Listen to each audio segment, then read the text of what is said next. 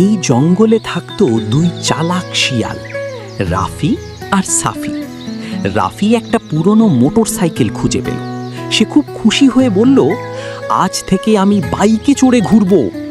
সাফি বলল, কিন্তু তেল কোথায়? রাফি একটু চুপ করে থেকে বলল, দেশে তেল সংকট চলছে, কিন্তু আমার মাথায় আইডিয়া আছে।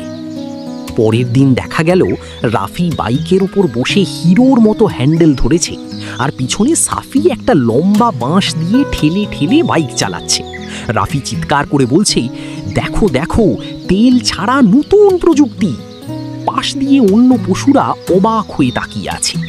এক বুড়ো কচ্ছপ হেসে বলল, তেল নাই, কিন্তু বুদ্ধির তেল তো আছে। শেষে সাফি ক্লান্ত হয়ে বসে পড়ে বলল, এইভাবে চললে আমি শেষ হয়ে যাব।